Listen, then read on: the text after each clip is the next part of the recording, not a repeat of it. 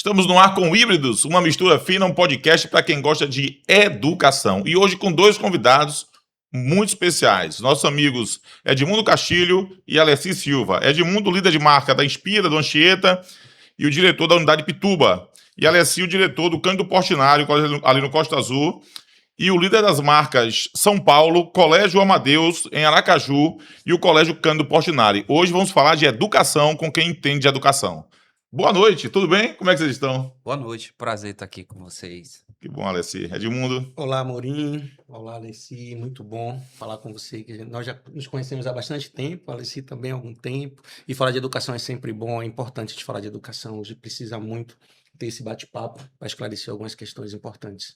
A gente se conheceu no ISBA. No ISBA. Bons Trabalhamos tempos. juntos. Bons tempos. Para contratar esse homem deu trabalho, viu, Alessi? E a Alessi já se mais de 10 anos no Portinari, né, Alessi? Mais de 10 anos no Portinari, a gente tem grandes histórias. Atravessamos juntos a pandemia.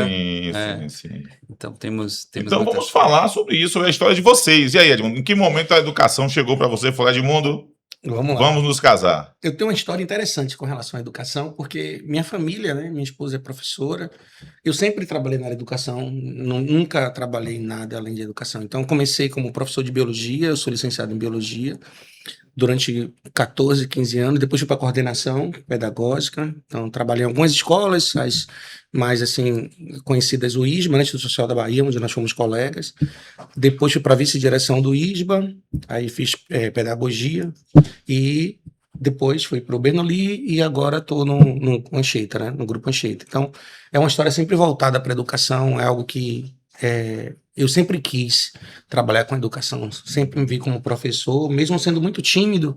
Isso mostra que características elas são adaptadas, né? Eu gostava de dar aula, mas ficava receoso de estar na frente de muita gente, e com o tempo você consegue desenvolver essa habilidade de falar em grupo.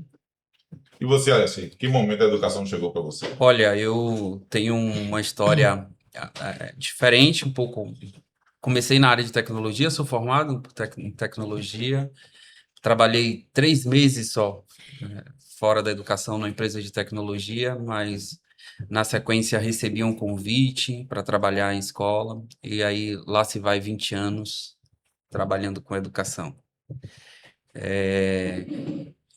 Comecei minha área com tecnologias educacionais, depois fui para gestão escolar.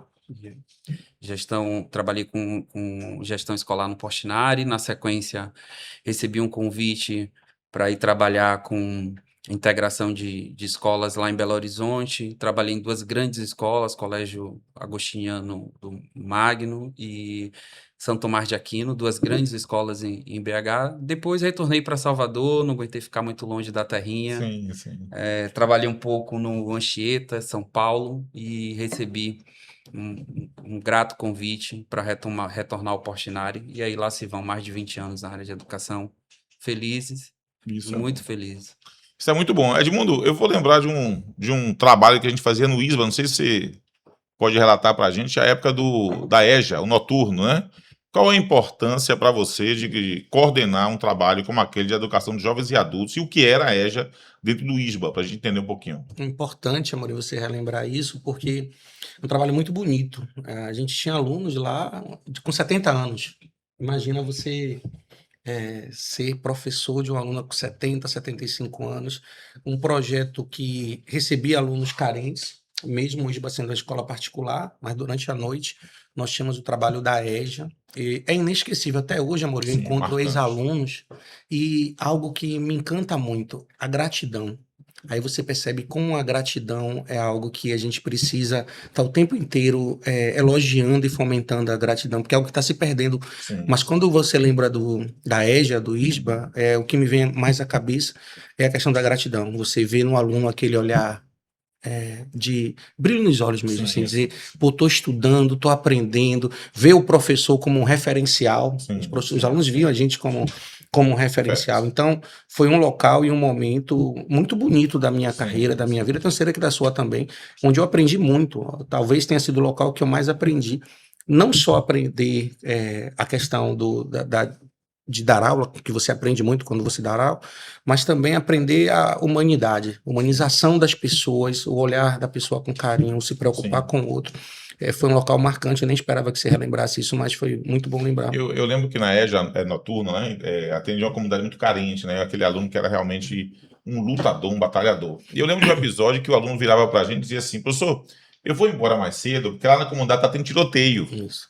E você dizia, menino, vai, corre, vai-te embora. Ele estava preocupado em justificar o professor, com todo respeito, que ele chegou às 6h30, tem que sair 7h30 para 8 horas, porque alguém ligou para ele, falou que teve uma ação policial, que teve um confronto. Então a gente estava lidando com pessoas que viviam em comunidades de certo risco de violência, pessoas que trabalhavam o dia todo e que já vinham direto para o espaço de estudo, e o ISBA fazia um trabalho muito bom de inclusão. Ele disponibilizava a mesma equipe de professores do dia no noturno, e era um trabalho realmente diferenciado, muito bom. Então aquele foi um trabalho que a gente fez que foi muito interessante, né? E Alessia, eu quero te fazer uma pergunta também sobre a educação. Como foi para você, como alguém que estava na gestão, atravessar a pandemia? O que foi a pandemia?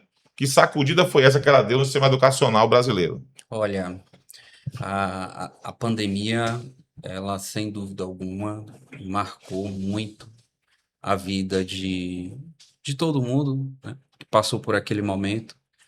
E na educação de forma muito especial, né?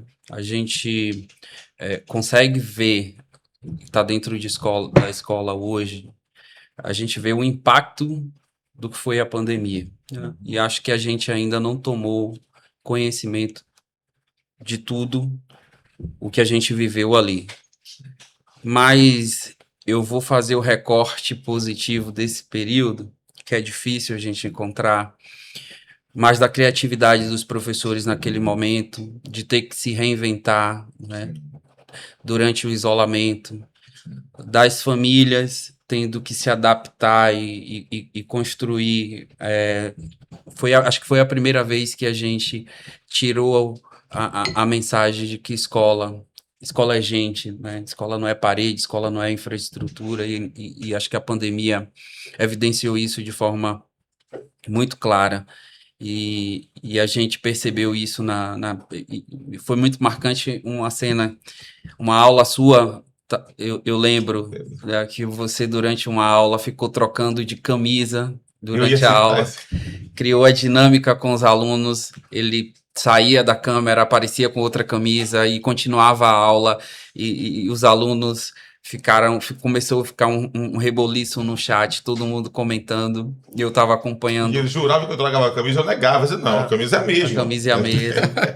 Eu acompanhando essa aula nos bastidores, mas foi um momento assim, marcante na pandemia, da criatividade dos professores para conseguir se reinventar durante aquele período. Sim. E foi um período desafiador para todo mundo.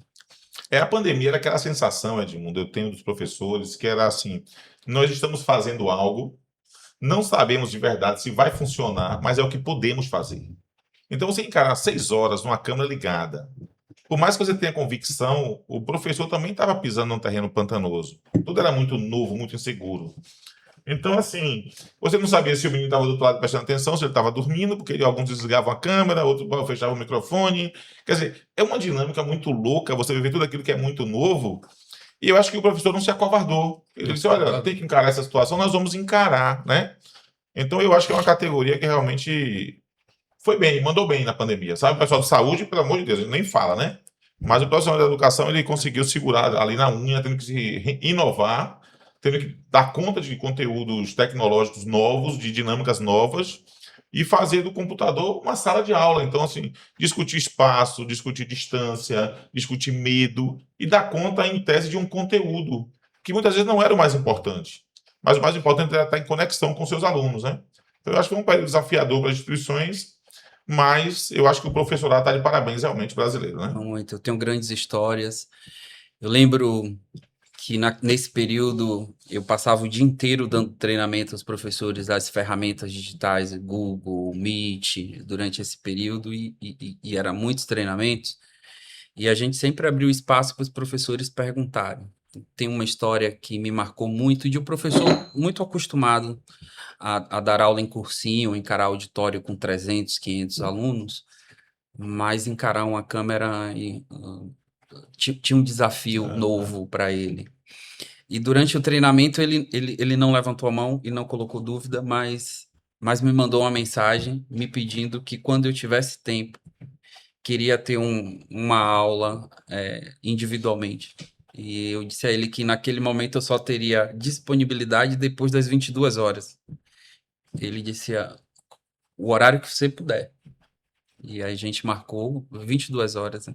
Esse treinamento. Lembro como hoje um professor, assim, muito professor de cursinho, né? Muito reconhecido. E a gente ficou até a madrugada dentro, dando as orientações de como funciona a ferramenta. Mas para o professor era um desafio adicional ter que encarar uma câmera, um microfone, saber que ele não estava dando aula só para o aluno, para a família também. Sim.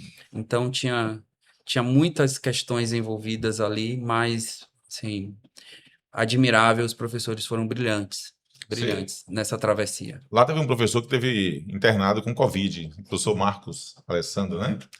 E nós marcávamos um grupo de oração pelo Zap, pelo Meet. Tinha uma sala Então, específica. uma sala, os professores todos entravam para orar por um colega nosso que estava internado. Durante. Era um momento muito sincero, muito verdadeiro. E ali naquele momento tinham os evangélicos, os católicos, pessoas de várias vertentes de crenças, mas todos abriam mão das suas crenças pessoais e cada um orava do seu jeito e dizia: Deus abençoe o nosso amigo, recupera ele. E hoje, graças a Deus, nosso amigo está aí dando aula. É professor de Edmundo. Tá vendo? Comigo, Maravilhoso. comigo Foi um hoje, período de muita vulnerabilidade, né? Não só de quem estava internado, mas também de quem estava ao redor. Mas vendo do lado positivo, Amorim, tem algo que eu percebo, que muitos professores, que foram até resistentes, mas pela dificuldade, cresceram muito nessa parte digital. Você vê que na dificuldade que se cresce, né? Com certeza, se não houvesse a pandemia, alguns professores não estariam com as habilidades que têm hoje para mexer Hoje tem em computador, tem as isoladas, olha como as oportunidades aparecem, né? Em algo que, obviamente, a foi gente muito tem um ruim. exemplo aqui, né? O próprio Amorim. Mas Amorim sempre foi curioso. Ele sempre foi à frente, não é porque eu tô aqui com ele.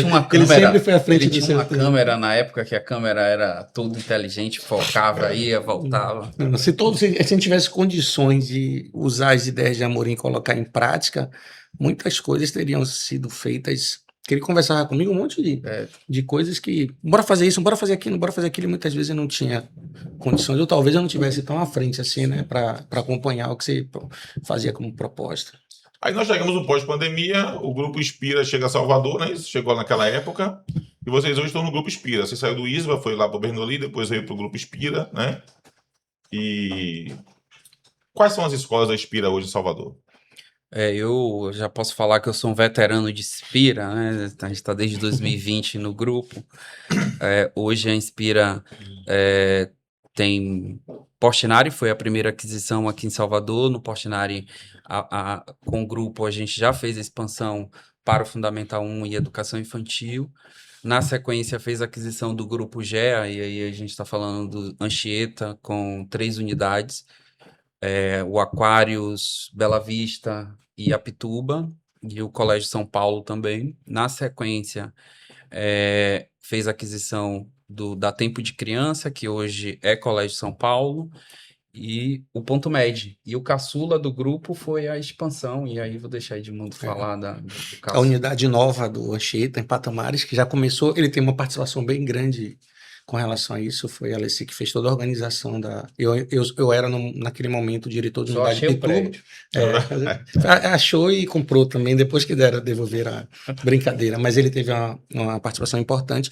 E Patamares começou já como sucesso, né? Com mais de 400 alunos, uma unidade nova, no local um pouco separado de onde estavam os outros Anchietas, e começar com 400 alunos, e esse ano já tem mais do que 400 alunos, já tivemos um crescimento.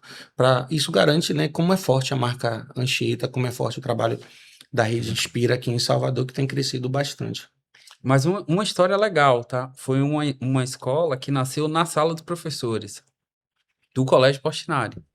Uma conversa com o professor Rosiva, com a colega professor Amorim, que a gente, professor Rosiva, numa conversa, aquelas conversas que a gente tem dentro da sala dos professores, eu já estava no desafio de procurar um local para abrir uma nova unidade a pedido do André, e Rosiva estava falando do interesse da universidade também. Acho que a gente, naquele momento, aconteceu. Mas escola nasceu num lugar mais propício. Nasceu numa sala dos professores, né? Numa diálogo, conversa, né? num diálogo na sala dos professores. Isso Nasceu a é bom. unidade do Anchieta Patamares. Vamos tentar definir cada espaço, né? Colégio Portinari. Eu estou lá há muito tempo. Aquela equipe é maravilhosa. Como é que você define o Colégio Portinari hoje? Lugar de gente feliz, que sonha e realiza. Uma escola que é conhecida pela sua afetividade, pela forma como trata todos os nossos alunos, né? Cada aluno ali tem nome, sobrenome e história de vida. E o nosso professor também é marcado por isso, assim. É um professor com perfil formador, né? Sim. Então, a escola ela nasceu com esse propósito, né? Pelos seus fundadores, professor Marconi, professora Rosa, professor Vicente, o falecido professor Muniz, e a gente está ali como embaixadores desse legado, né? Sim, Estamos sim. ali para dar perpetuidade a essa escola que a gente acredita muito no projeto. Eu acho que uma grande força do Portinari é aquela equipe de professores, né? Eu vejo que o professor lá, Edmundo, são relacionamentos bem constituídos, né? São relações bem construídas. E às vezes o professor quer chegar um pouco mais cedo para estar com os colegas. Então é uma satisfação estar na sala dos professores. A gente pode falar que é a melhor equipe de professores aqui? Não, Pode não. ficar É um dois. desafio, Pode né? falar. Vai começar. Vai ficar 2-1, 2-1. Fica 2-1 se a gente falar que é a Mas melhor eu acho equipe. assim que o ambiente saudável ele faz muita diferença, Muita né? diferença. E a equipe pedagógica hoje ela precisa disso, ser cuidada, ser zelada em todos os sentidos. O professor é um profissional que ele precisa muito desse cuidado, né? Se as marcas soubessem o trato que deve dar o professor, melhorariam a cada dia mais, porque realmente é quem está na linha de frente, é quem está no embate direto com o aluno, e é uma carga emocional muito grande que a gente Com tem certeza. que enfrentar todos os dias. Eu digo que, se fosse comparar com as Forças Armadas, o professor é infantaria, ele está no campo de batalha o tempo todo. O professor é o primeiro que vê o aluno, ele é o primeiro que tem a percepção do aluno e dá os encaminhamentos. A partir daí é que o aluno é encaminhado para o setor psicopedagógico, mas é o professor que muitas vezes tem a primeira leitura, o primeiro olhar sobre o aluno logo de manhã. Então esse professor tem que estar bem, muito bem, né? E aí eu vejo ali um ambiente muito saudável dos professores. Edmundo, como é que você define a equipe do Anchieta? O Anchieta é uma escola muito tradicional, 45 anos, agora dia 20 de outubro, né? É uma escola onde todo mundo queria estudar. Eu, quando era adolescente, eu via o Anchieta. Eu tenho uma história que eu acho bem interessante, que eu ia ao shopping e você só via alunos com a camisa do Anchieta. Eu estudava em outra escola, eu ficava assim, será que só tem essa escola só porque os alunos têm orgulho de usar a camisa, né, do Colégio Anchieta? E o Anchieta sempre esteve na vanguarda aqui na Bahia, na aprovação, na formação de grandes lideranças. Então, é uma escola que sempre teve assim, uma formação completa. Hoje, o Anchieta, se um pai quiser que o filho ou o filho tiver vontade, né, que estudar fora, nós temos o IB, é uma escola hoje que tem certificação IB. Sim. Nós temos treinamento, né, de Cambridge, nós temos cursos direcionados também para as faculdades paulistas, que hoje é uma grande vontade de muitos estudantes, e uma equipe que hoje está fortalecida com o Ponto Médio, que hoje faz parte do grupo Anchieta, onde nós tivemos aquisições assim incríveis, né? Tivemos professor Vladimir, professor Clécio, que hoje é o diretor de ensino da gente também, Caribé. Então, grandes professores que estão fazendo parte do Ponto Médio e fortalecendo. Fora que o Anchieta também tem uma característica muito grande, que é a questão da inovação. Faz parte do DNA Anchieta. Então, esse ano, nós colocamos a turma MED. Então, o aluno tem a possibilidade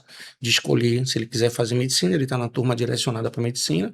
Se ele quiser fazer as outras faculdades, ele vai para a turma regular, onde os professores são os mesmos, mas Sim. o que muda é o foco do professor, Sim. porque até o aluno tem um foco diferenciado. Então, o Anchieta é uma escola completa, né? E os professores são professores como o do Portinari, professores que já têm bastante tempo na escola. Eu acho que uma das coisas que direciona a escola é o tempo do professor naquela escola. Se o pai soubesse, o pai faria um questionamento desse. Quantos professores estão há bastante tempo? Porque se você tem um professor com bastante tempo, você tem uma escola com DNA muito definido. E você tem uma escola onde os professores são satisfeitos, não tem aquela rotatividade. Então você consegue ter um direcionamento pedagógico mais eficaz. Isso a gente vê tanto no Portinari, no Colégio São Paulo, no Anchieta, isso de forma muito forte. Como lidar com o celular? E aí, a escola tem seus problemas, né? O celular é um deles, aí o uso indiscriminado da IA é um outro problema. Eu quero saber como é que as escolas hoje lidam ou devem lidar nessa relação dessa geração que já nasce com o celular adesivado ao corpo. A gente sabe que existe uma lei. mas tem a dinâmica do dia a dia. Existe o mundo ideal e o mundo real. Como é que a escola lida com o mundo real? Olha, é um grande desafio. A gente vê uma geração que é nativa, né? Tem o celular ali como praticamente uma extensão do corpo, né?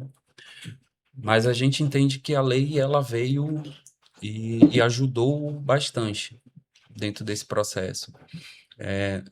Entender que as famílias teve uma contribuição muito importante durante esse processo da retirada do celular dentro do ambiente escolar, tanto para a sala de aula como para os ambientes comuns. Então a gente vê voltando, né, a interatividade nos intervalos. A gente tinha um intervalo sem barulhos, né? Hoje voltou um intervalo muito mais barulhento, as interações.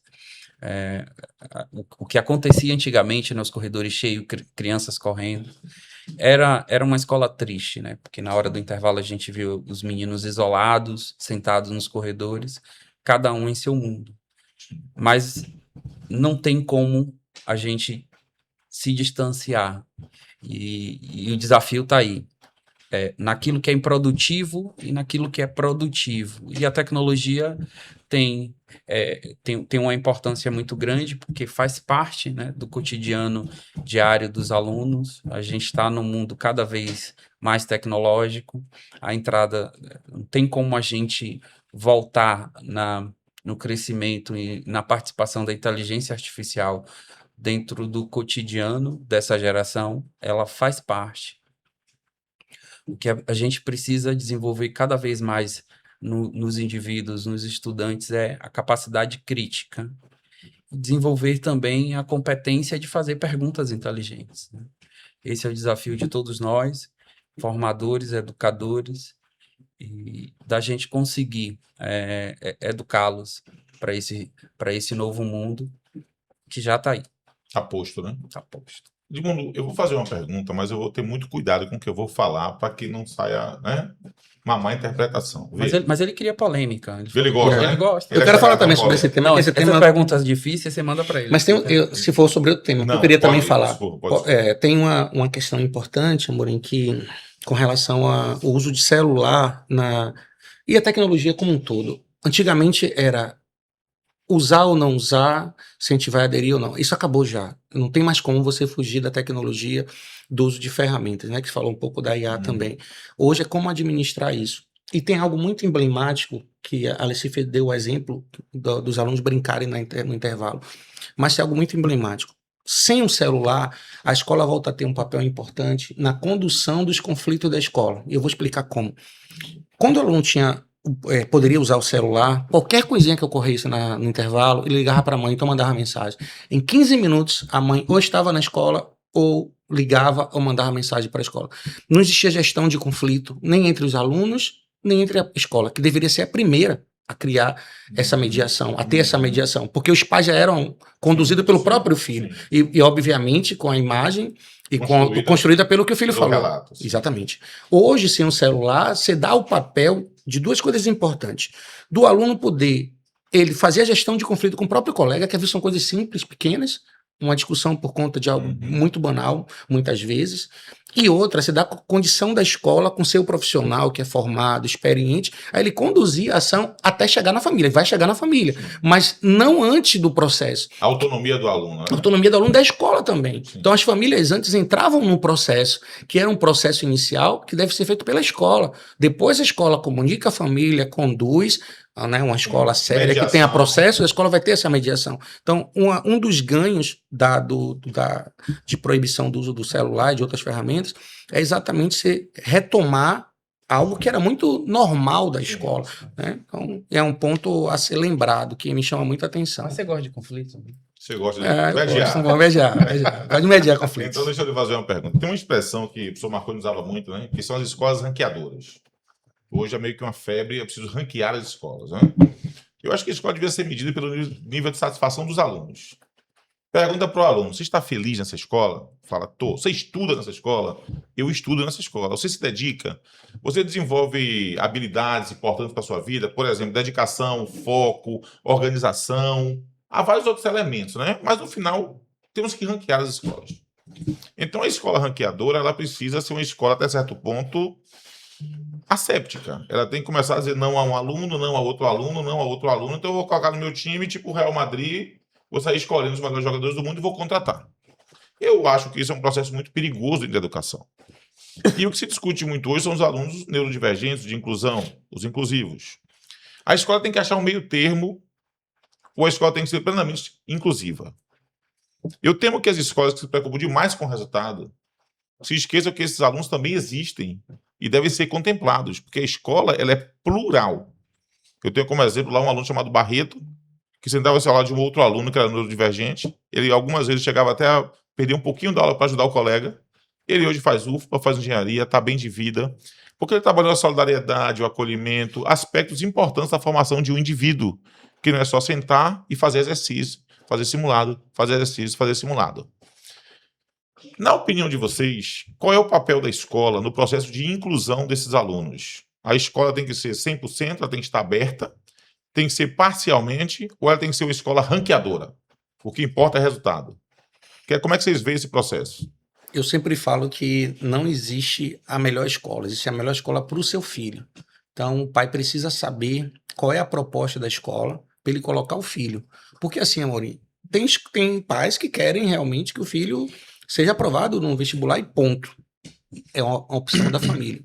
Tem pais que não, que acham que o filho deve construir habilidades além apenas de gabaritar uma prova. Ele precisa ter gestão de tempo, gestão de conflito, como a gente acabou de falar aqui. Ele tem empatia, isso tem muito a ver com empatia. Quando você trabalha com pessoas, convive com pessoas diferentes de você, você adquire algo que o mundo está precisando. E não são só os estudantes, não, como um todo, que é a questão da empatia. Então, a escola precisa ter uma proposta muito definida, precisa apresentar para a família essa proposta, até para que a família perceba se é essa escola que ele quer colocar o filho. Então, o que precisa para mim é que as escolas sejam bastante claras na sua proposta e não apenas comerciais, no sentido de colocar o aluno sem que o aluno e a família saibam o que é que a escola tem para oferecer. E a partir daí a escola tem que cumprir, obviamente, com o que ela prometeu, o que ela mostrou para a família, para que a família, obviamente, consiga. Eu acredito muito naquele tripé que mantém para mim toda a estrutura educacional: escola, família e estudante. Se um desses aqui não está muito firme, vai cair. Então, precisa que a escola mostre seu projeto. E se for uma escola inclusiva, ela realmente tenha um projeto que não é fácil. Hoje, a gente está desenvolvendo formas de acolher cada vez mais os alunos, né, neurodivergentes. É um desafio para todos nós, para os professores, inclusive. Os professores comentam muito esse desafio, mas assim, estamos em evolução. Ou você olha e para quando você vê um desafio, ou você olha, desenvolve habilidades e corre para frente, anda para frente. Então, eu acho que nós estamos andando para frente e a tendência é que esse processo ele cada vez mais seja mais regulado. Alessi, antes que você complemente, eu vou te falar uma história que eu vivi recentemente. Eu tenho uma aluna que ela tem Down, né? E ela passa a aula desenhando. Aí um dia eu passando pela aula, eu observei que ela está fazendo desenhos muito bonitos. E eu disse, eu tenho uma proposta para te fazer. Eu quero que na nossa próxima aula você faça uma amostra dos seus desenhos. E na aula seguinte, a turma fez um café, fez um bombom, umas coisinhas pra gente comer. E a aula foi uma amostra dos desenhos que ela tinha para fazer. Ela começou a conversar com a turma. Ela começou a descrever quem eram as pessoas do desenho, que era o pai, que era a mãe, que era alguém que ela gostava muito, que era um colega da sala que ela admirava. E a partir dali gerou-se um processo de acolhimento dos dois lados. Ela passou a acolher mais a turma passou a acolher mais essa garota. E para mim foi um aprendizado como professor. Eu acho que a figura do aluno, que a gente chama de neurodivergente, ela é essencial. Ela é estruturante no processo educacional. Com certeza. Porque o mundo ele é constituído de pessoas diferentes.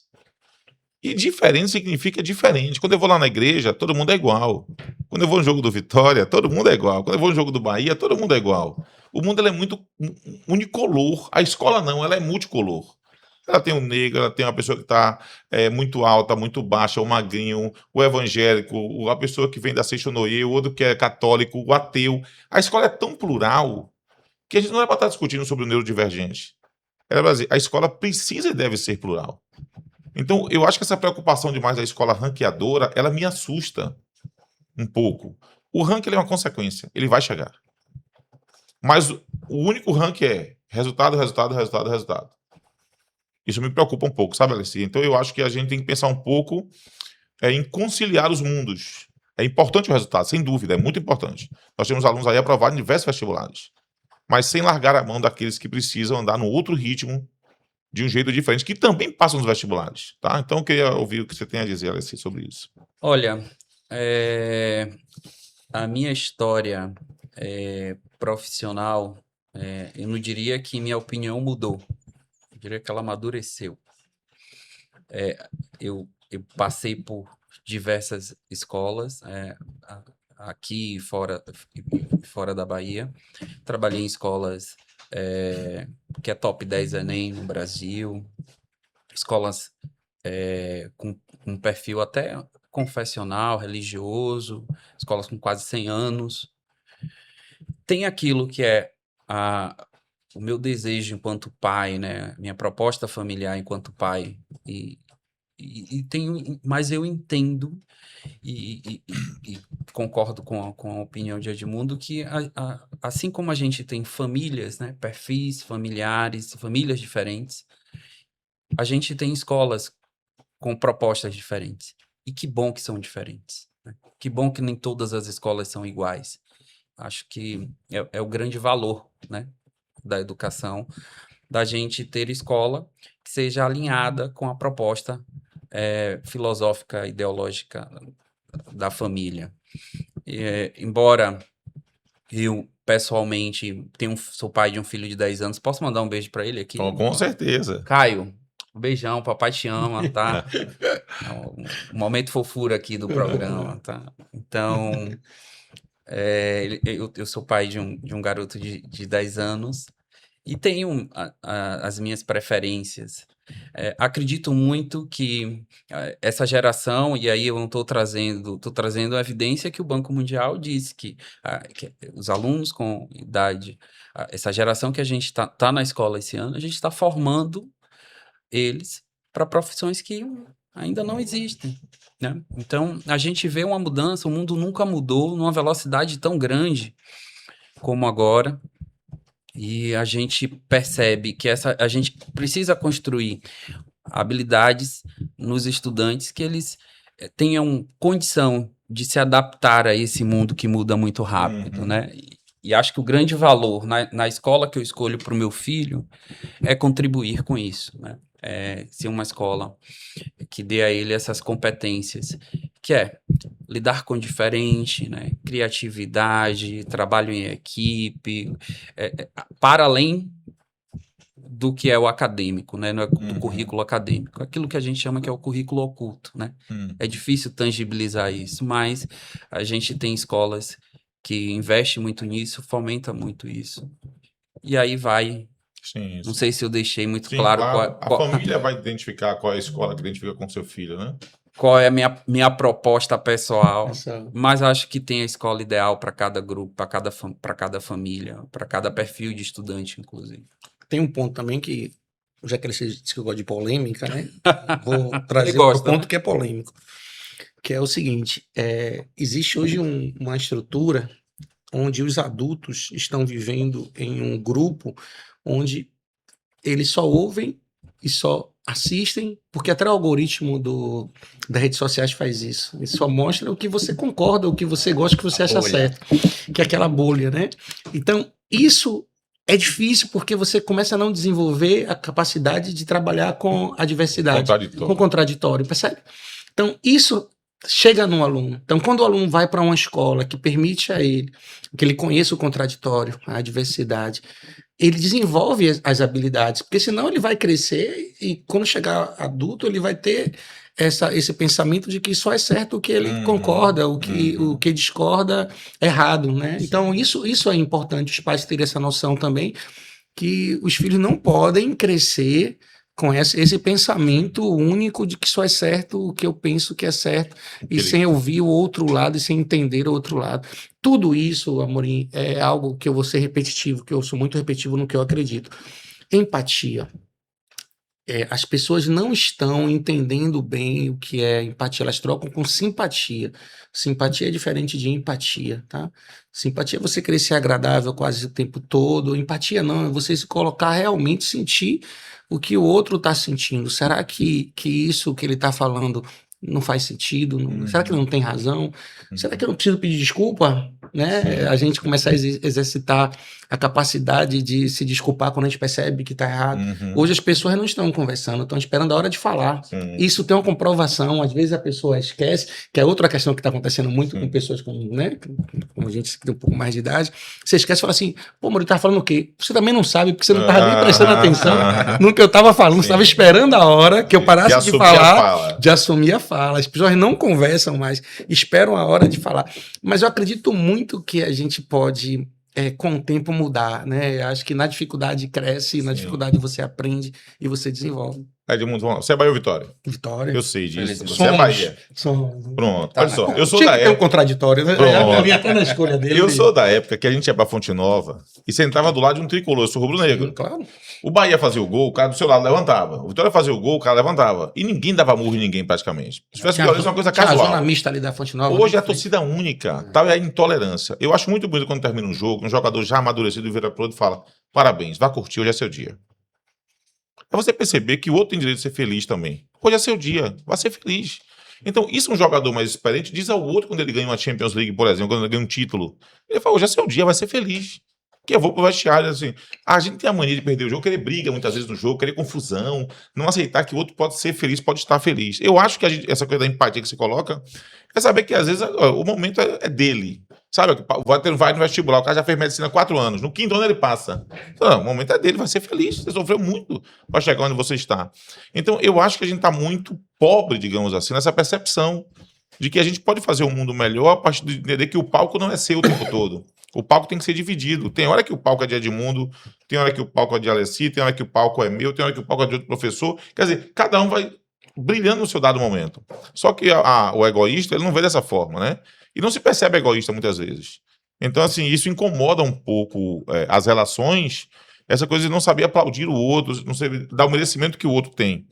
Então, nós temos, por exemplo, Alessi, lá numa equipe maravilhosa, tem uma professora ali que eu quero aplaudir muito, que eu acho que o trabalho que ela faz é diferenciado, que é a professora Nil. Eu acho que o trabalho de arte é um trabalho diferenciado. Então, poxa, vamos aplaudir a professora Nil? Vamos, por quê? Porque você passa nos corredores e você vê os trabalhos de arte muito bem feitos. Poderosíssimo, ela dá um significado à arte diferenciado. Você tem um professor chamado Rogério Borges de Lisboa. Não é uma aula, é um espetáculo. Eu digo sempre para os alunos: olha, vocês são privilegiados. Porque quando você assiste, na pandemia, eu fazia horário, né, invertendo. Ele saía de uma sala e eu entrava. E havia um momento que antes ele sair, eu chegava, a gente fazia um momento de intercessão. Cara, você sai muito enriquecido da aula do cidadão. Você tem o João Galberto. Então, assim, você tem professores que têm muito brilho para brilhar, e um não ofusca o outro. Eu acho que a beleza de uma equipe está muito nisso. Quer dizer, cada um tocar o seu instrumento e a orquestra mandar muito bem. Então, eu acredito que essa coisa da cultura do individual, do individualismo exacerbado, ela está matando a ideia do coletivo, Edmundo. Então, eu estava dando aula num curso essa semana e eu pedi para os alunos darem as mãos. Eu tenho uns 20 alunos que querem fazer medicina na Baiana. E eu disse: bora fazer um pacto? Bora. Qual é? Nenhum de nós será deixado para trás. O bom não é passar na Baiana, é passar com todos os meus amigos passando também.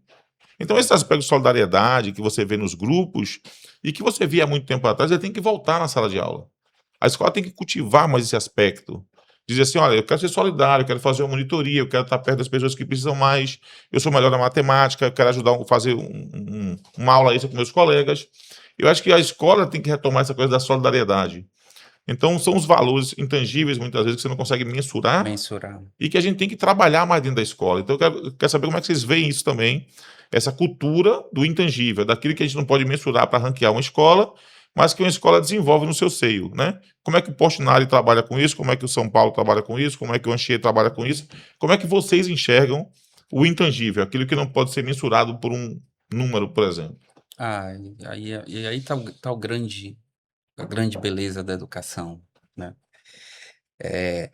Trazer um dado que o PISA, né, que o PISA é um dos principais instrumentos aplicados no mundo pela OCDE e faz o relatório da educação em mais de 60 países, e tem uma síntese dentro da avaliação do Brasil, que o aluno brasileiro ele não é criativo.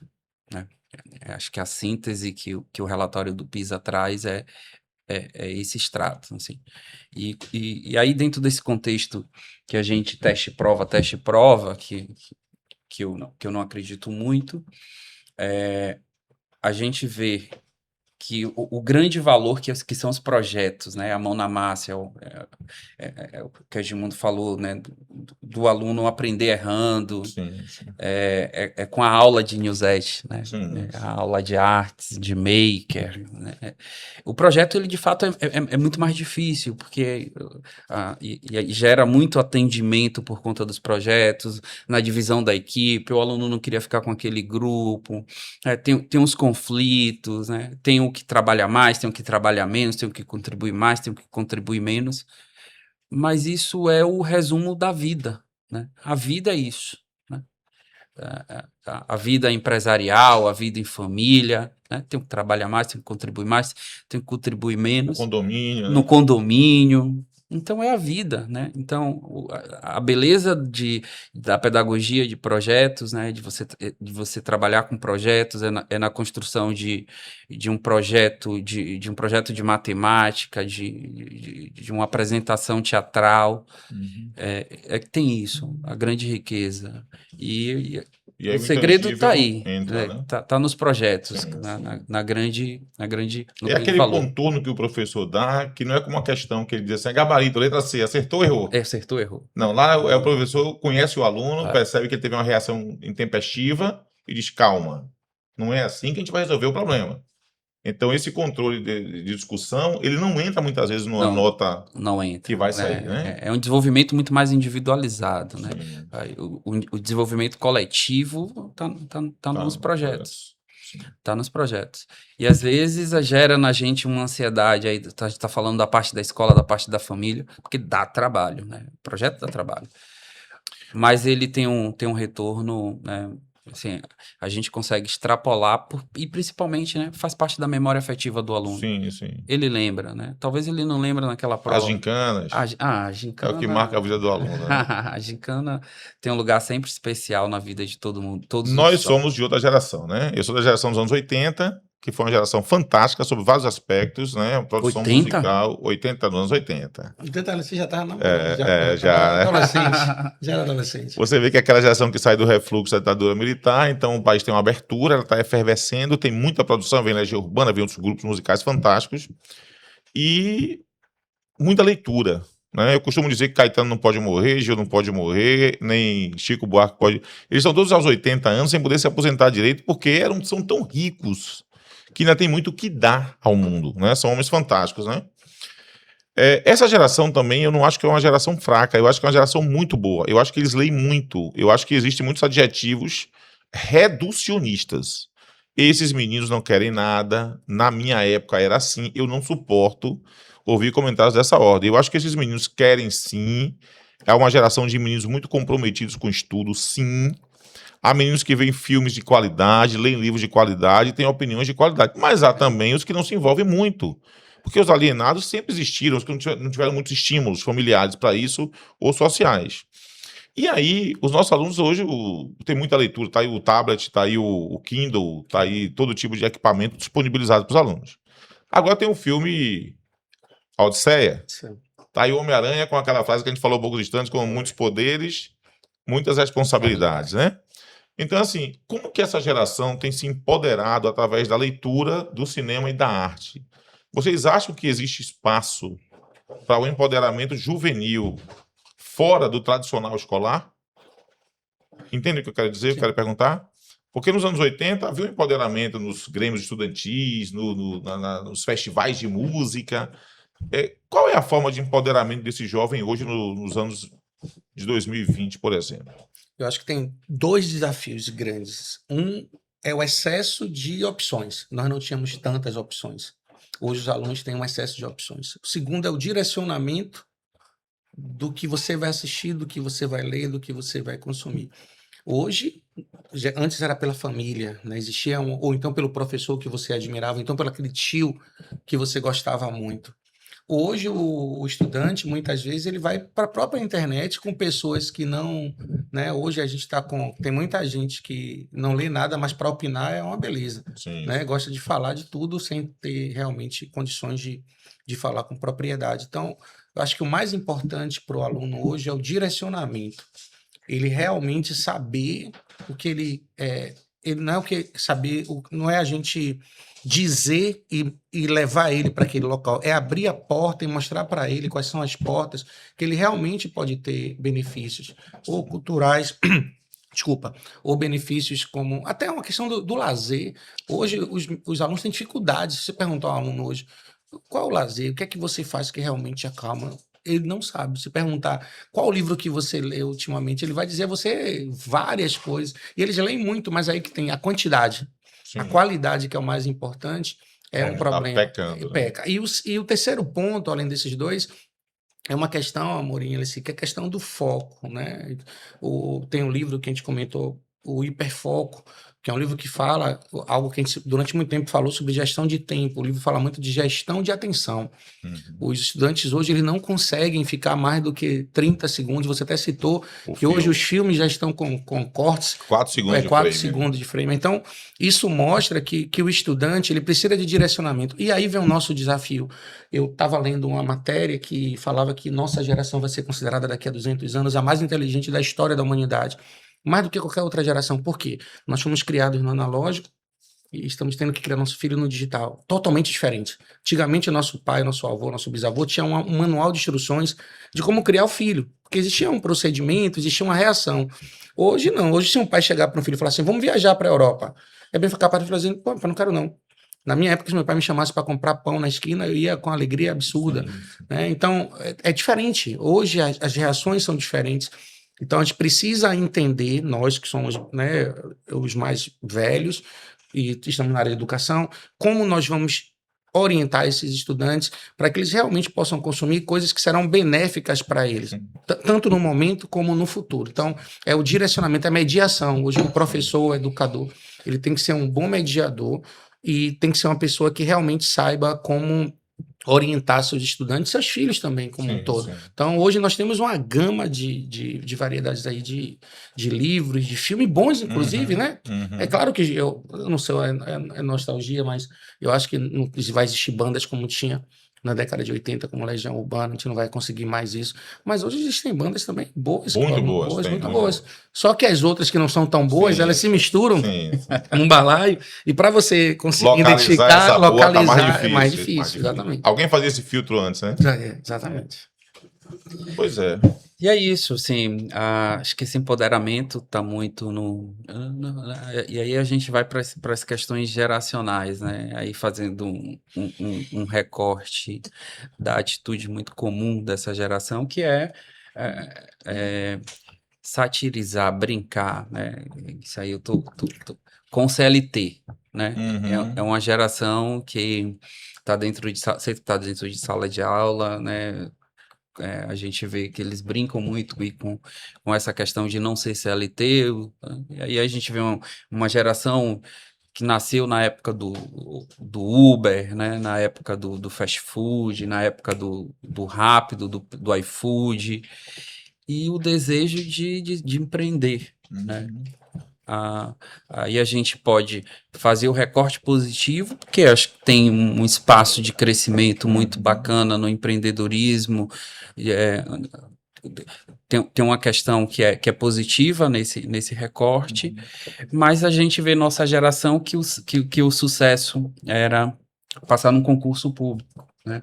A gente vem de uma geração que o grande era fazer parte de um funcionalismo público, era o espaço, talvez, de segurança e sucesso. E aí a gente vê que hoje, praticamente, esse desejo ele quase não existe ou é muito pequeno nessa geração. Sim. Desafios, né? Eu acho assim que a gente, como a longevidade nos coloca no mercado de trabalho até uma idade como os cantores aos 80 anos ainda cantam, né? Eu fico pensando para Gilberto Gil, aos 80 anos, cantar e conseguir observar esse conflito geracional. Eu dou aula há 33 anos, eu falo para eles em sala de aula, o meu aluno de 25 anos atrás e de hoje tem diferença. Obviamente que tem diferença. Eu acho que o risco é quando você coloca melhor e pior. Porque o juízo de valor você acaba hierarquizando os sujeitos. São sujeitos de mundos diferentes. Eu acho que hoje é mais difícil, sabe, Edmundo? Eu acho que hoje, como você falou, pelo excesso de possibilidades, é muito mais angustiante. Eu acho que a agenda de um adolescente hoje é muito mais pesada que foi a nossa. Né? A gente tinha umas férias de 2, 3 meses, hoje os meninos têm tudo muito cronometrado. Eles só não têm tempo de ser criança, muitas vezes. Porque a vida está toda cronometrada, né? As famílias colocam dentro de um... Né? Não há espaço. A rua não é mais do menino. Ele tem que brincar dentro do condomínio por causa da violência urbana. Então, há uma série de conflitos sociais que, casados com esse modelo, colocam o menino no lugar de muito desconforto. E aí você vê uma miríade de doenças, um exagero de pessoas adoecidas emocionalmente, e o jovem meio que perdido, que na nossa época não tinha tanto isso. Talvez a gente tivesse outras válvulas de escape, que esse jovem hoje não tem. A mãe não tem mais segurança de deixar um filho sair sozinho numa rua com 14, 15 anos. Brincar na rua. Brincar na rua. Então a gente fala, minha época tinha garrafão, minha época... Sim, massa, mas na nossa era outro mundo. Então eu acho que é um desafio muito grande ser jovem dos dias de hoje, né? E acho que o nosso papel como educadores é trazer luz a tudo isso. É dizer para o jovem, olha, a gente já caminhou muito do caminho, a gente pode ajudar. Eu comparo o aluno a uma corrida de maratona e comparo os professores e educadores àquelas pessoas que ficam ao lado dando água. O caminho é do aluno, ele corre a corrida. A gente auxilia. Diz, olha, tá cansado? Calma. Hidrata. Vai por aqui, hidrata um pouquinho. Você vai chegar lá.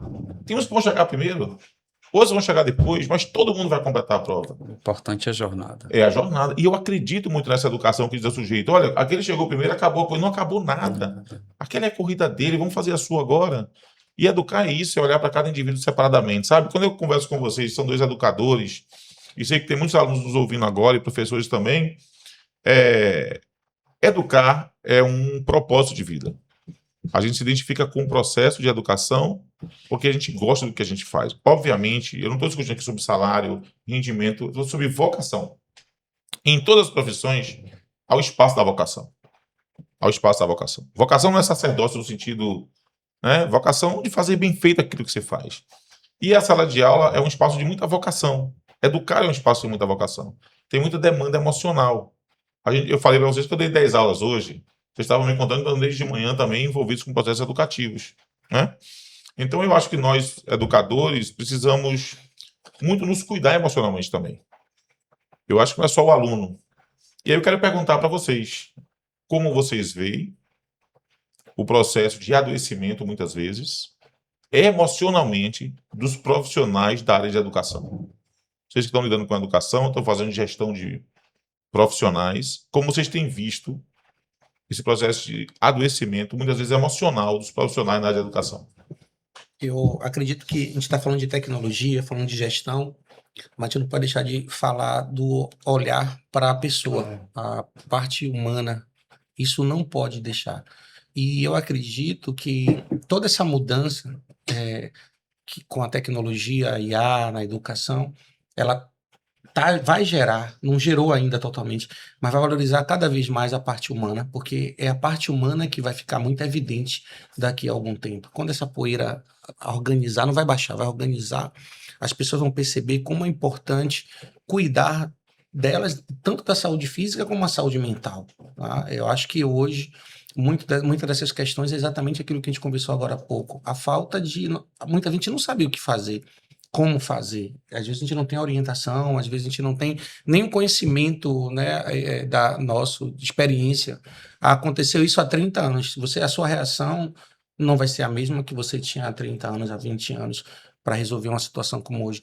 Então isso gera confusão no próprio professor, porque ele vem com aquela bagagem de uma outra geração de estudantes, de uma outra realidade de aula. Hoje o aluno, na nossa época, a gente ia para a biblioteca dos barris com papel pautado, com 2, 3 canetas para... Hoje o aluno chega na IA.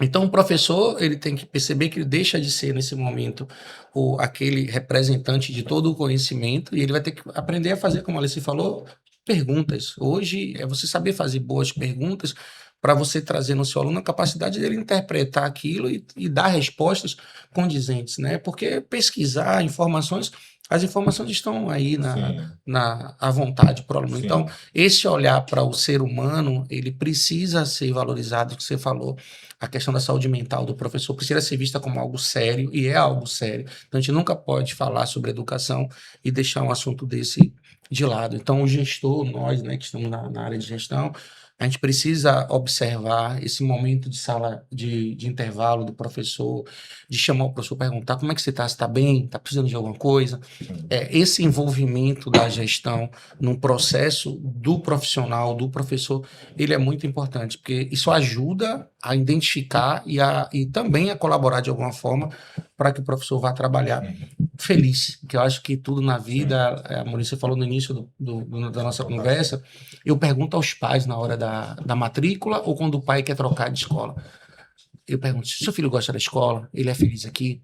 Se o pai disser assim, ó, poxa, ele não tá não, eu que quero. Eu digo, aí eu já encerro a conversa. Agora, quando o pai fala assim, pô, ele gosta muito da escola. Eu digo, pronto, ele vai ficar aqui com a gente, porque o passo mais importante já foi dado. As outras coisas, nota, adaptação disso, adaptação daquilo, mudança de sala, a gente vai resolver, mas seu filho precisa estar bem para que ele possa desenvolver a capacidade. A saúde mental é o primeiro caminho para isso. Sim. E a gente, com todas essas transformações que o mundo e a sociedade passam, a educação, sala de aula, ambiente do professor, ele não passa imune. Dentro de todos esses desafios que a gente conversou e tocou aqui, nesse ponto que a Edmundo, a gente lida com essas questões e aí a gente vê burnout, crise de ansiedade, depressão.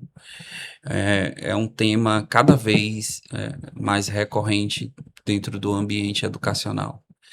E a gente precisa, enquanto liderança, né, tá alerta para os sinais de ter e de cuidar para aquele ambiente, né? Ele seja leve para o professor, ele seja agradável para o profissional exercer a sua atividade e entender que pode acontecer a qualquer momento, com qualquer pessoa. Sim. Importante, né? Esse olhar. Bora para a reta final, né?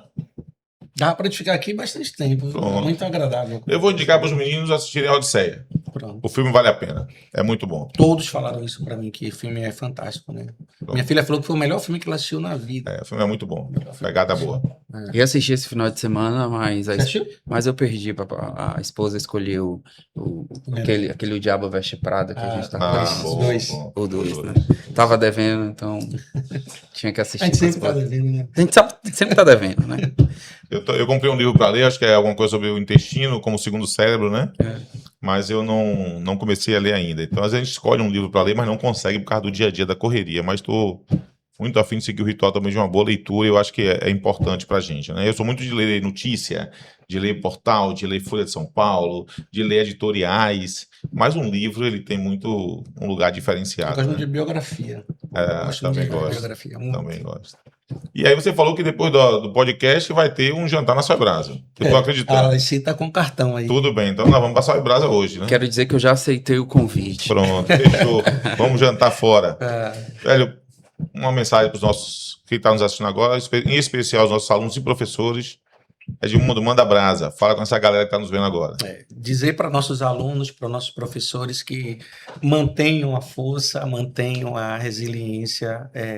Não há nenhum caminho que passe que não tenha educação como o centro. Então, nós que trabalhamos com isso, sabemos o quanto vocês são importantes. Vocês são a razão de nós estarmos aqui, são os professores e estudantes, são as pessoas que fazem a escola.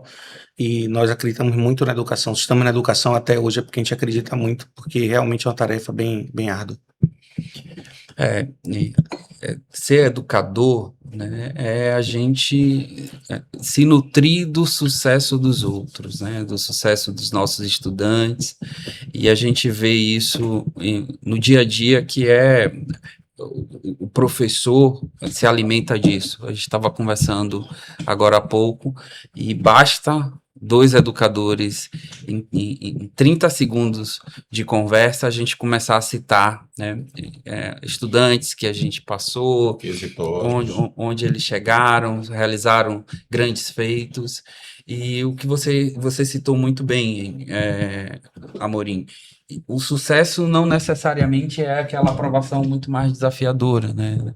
O sucesso é, às vezes, naquele aluno que conseguiu chegar no máximo que ele pôde, né? Ele conseguir terminar, às vezes, o ensino regular, dele conseguir entregar um trabalho, do aluno de inclusão, que às vezes tinha grandes limitações, mas conseguiu falar em público, conseguiu apresentar um trabalho, conseguiu fazer um projeto. Isso também é sucesso, e a gente, enquanto educadores, a gente se realiza e se retroalimenta desse sucesso. Eu acho fantástico também pensar o seguinte: nós não queremos só transformar o mundo, nós queremos principalmente transformar pessoas. E pessoas transformam o mundo. Eu gosto muito dessa frase, sabe? É uma citação, eu não vou lembrar agora quem é o autor, mas que diz assim: nós não transformamos o mundo, transformamos pessoas, e pessoas transformam o mundo. Essa é a grande pegada do professor. Na medida que ele torna o aluno um ser humano melhor, a qualificação técnica ela vai vir. O que é que eu digo em sala de aula? Os cientistas nazistas eram muito bons tecnicamente. Certamente davam 10 em tudo. Mas eu acho que alguém esqueceu alguma coisa na formação daqueles homens. Alguma coisa foi falha ali. Talvez tenham tirado 10 em tudo em química. Tenham feito excelente trabalho nos campos de concentração, nas máquinas de incineração, mas só sabiam o aspecto técnico do saber. O saber não é só a nota 10, só o aspecto técnico. Porque os cientistas nazistas sabiam muito sobre muita coisa, tecnicamente falando. Mas alguém esqueceu de dar uma pitada de humanidade, de preparar sobre os outros aspectos que a educação nos traz. Nós precisamos educar com os aspectos técnicos? Sim, é verdade, precisamos. O vídeo no YouTube pode substituir o professor? Não! Porque há um olhar que só é possível na sala de aula. Não é através do vídeo, é no contato direto. Como eu já disse uma vez, a gente vê a testa do aluno e sabe que ele não está bem. A gente vê o sorriso do aluno e percebe que não está aquele sorriso como o de ontem. A gente percebe que na nota baixa, ele se abate. E você diz: amigo, persista, o resultado vai aparecer. Por quê? Por causa do princípio, se você plantar, você vai colher. Calma, o seu resultado vai chegar. E quando ele vai construindo esse resultado com muita força, que ele chega no resultado que ele quer, ele olha para você como quem diz: professor, bem que o senhor falou. Não é o fast food, não é o delivery. A nota não chega assim. É uma construção. Por isso que quando o aluno chega na escola, que ele tem um longo tempo naquela escola, que você conhece mais ele por tempo, é melhor do que o aluno flutuante. Entra e sai, você não tem tempo de conhecer esse aluno. Mas quando ele passa pela sua mão no primeiro, no terceiro ano do médio, você conhece um jovem em 2 tempos diferentes, entrando no ensino médio e saindo do ensino médio. Você tem tempo de perceber o crescimento do aluno. E isso é muito bom. Educar não é apenas tirar 10. Educar é se relacionar com o aluno. E essa construção, a escola ainda traz. Tem uma frase, Amorim, que eu costumo falar, que ela resume bem o que você fala. O dever da escola é primeiro formar pessoas de sucesso, para depois formar profissionais de sucesso. É o principal dever de uma escola. Não adianta o primeiro colocado de medicina numa grande faculdade que não dá bom dia ao porteiro, que não olha para o colega de uma forma empática, não olha para o colega de uma forma colaborativa. Sim. Então a escola precisa lembrar disso e pensar disso o tempo todo. Primeiro formar pessoas de sucesso. Depois o profissional de sucesso vai ser uma consequência disso que foi formado. Então isso é importante. Uma outra coisa que eu gostaria muito de deixar registrado aqui, é uma fala recorrente com as famílias. O respeito precisa voltar a ser o primeiro, estar no primeiro andar das relações. As pessoas às vezes estão colocando o amor acima do respeito. O amor acima do respeito, o amor não se sustenta. O respeito tem que estar acima. Minha mãe nunca perguntou para mim se eu amava ela. Ela dizia para mim: me respeite. E eu amei minha mãe com a maior força possível que um filho pode amar a mãe. Muitas vezes os pais estão colocando o amor acima do respeito e o filho está esquecendo de algo importante, que é o respeito. É importante que o filho ame, que eu acho que é natural o filho amar seus pais. Mas o respeito, nas escolas que eu trabalho, na escola da rede, que nós trabalhamos na Rede Espírita, a gente coloca muito isso como uma evidência. Formar pessoas e pessoas que respeitem as outras pessoas. Sim. Se nós caminharmos assim, realmente vamos ter resultados muito importantes nos próximos anos. Que bom. Vamos continuar o papo agora comendo um bom churrasco. Comendo um bom churrasco. Então, vamos lá. Eu com Um a abraço. Alessia aqui, com a Vamos lá. Mauri, eu não tenho Valeu, preocupação Alessia. nenhuma. Obrigado. Obrigado, Um abraço, obrigado, tchau, um gente. abraço. Até o próximo Tchau, pessoal. podcast com vocês, hein? Eu aguardo vocês no Híbridos, uma mistura fina, e o próximo vai ser tão bom ou melhor do que esse, quem sabe, hein? Tchau!